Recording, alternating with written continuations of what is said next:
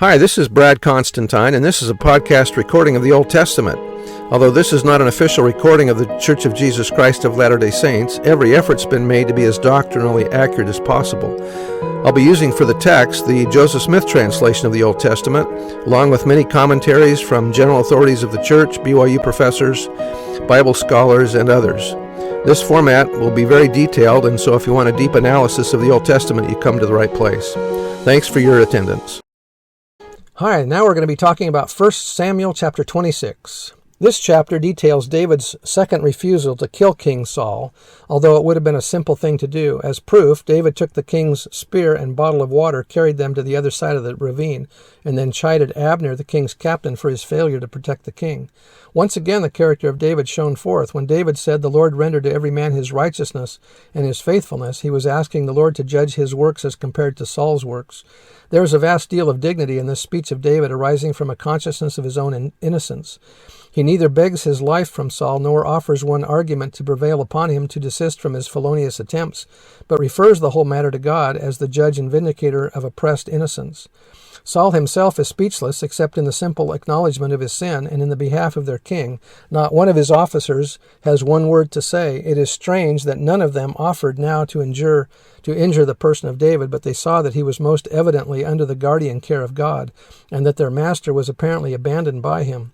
Saul invites David to return, but David knew the uncertainty of Saul's character too well to trust himself in the power of this infatuated king. How foolish are the counsels of men against God! When he undertakes to save, who can destroy? And who can deliver out of his hands? And that was by Clark. From this time on, Saul stopped hunting David to seek his life. Verse 1, "And the Ziphites came unto Saul to Gibeah, saying, Doth not David hide himself in the hill of Hachilah, which is before Jeshimon? Then Saul arose and went down to the wilderness of Ziph, having 3,000 chosen men of Israel with him, to seek David in the wilderness of Ziph. And Saul pitched in the hill of Hachilah, which is before Jeshimon by the way, but David abode in the wilderness, and he saw that Saul came after him into the wilderness. David therefore sent out spies, and understood that Saul was come on in very deed. And David arose and came to the place where Saul had pitched, and David beheld the place where Saul lay, and Abner the son of Ner, the captain of his host, and Saul lay in the trench or barricade, and the people pitched round about him. Then answered David and said unto Ahimelech the Hittite, and to Abishai the son of Zeruiah, brother to Joab, saying, Who will go down with me to Saul to the camp? And Abishai said, I will go down with thee. So David and Abishai came to the people by night, and behold, Saul lay sleeping within the trench, and his spear stuck in the ground at his bolster, or at the place of his head. But Abner and the people lay around about him. Then said Abishai to David, God hath delivered thine enemy into thine hand this day. Now therefore let me smite him, I pray thee, with the spear, even to the earth at once, and I will not smite him the second time. So notice that this is similar to among the Book of Mormon times, when the guy, what's his name, I forgot, went and killed a couple of the Lamanite kings by going into them by night and killing them with a spear. This is kind of similar to that, only this time they don't actually kill the king. Anyway. And David said to Abishai, Destroy him not, for who can stretch forth his hand against the Lord's anointed and be guiltless? David said furthermore, As the Lord liveth, the Lord shall smite him, or his day shall come to die, or he shall descend into battle and perish. The Lord forbid that I should stretch forth mine hand. Teancum, that's who it was that was killing those wicked guys. The Lord forbid that I should stretch forth mine hand against the Lord's anointed, but I pray thee that thou take now the spear that is at his bolster and the cruse of water, and let us go. So David took the spear and the cruse of water from Saul's bolster, and they got them away, and no man saw it, nor knew it, neither awaked. For they were all asleep, because a deep sleep from the Lord was fallen upon them. Then David went over to the other side and stood on the top of a hill afar off, a great space being between them. And David cried to the people and to Abner the son of Ner, saying, Answerest thou not, Abner? Then Abner answered and said, Who art thou that criest to the king?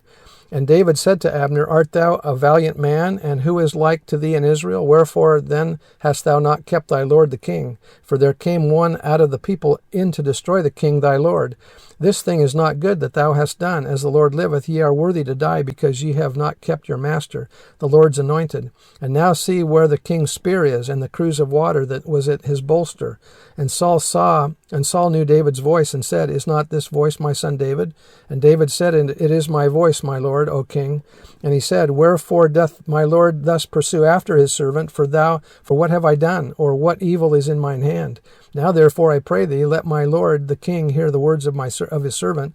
If the Lord have stirred thee up against me, let him accept an offering.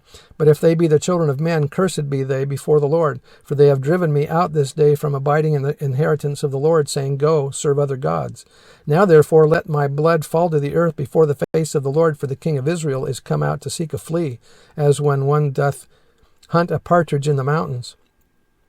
Then said Saul, I have sinned, return, my son David, for I will no more do thee harm, because my soul was precious in thine eyes. This day, behold, I have played the fool, and have erred exceedingly. And David answered and said, Behold the king's spear, and let one of the young men come over and fetch it. And the Lord rendered to every man his righteousness and his faithfulness, for the Lord delivered thee into my hand today.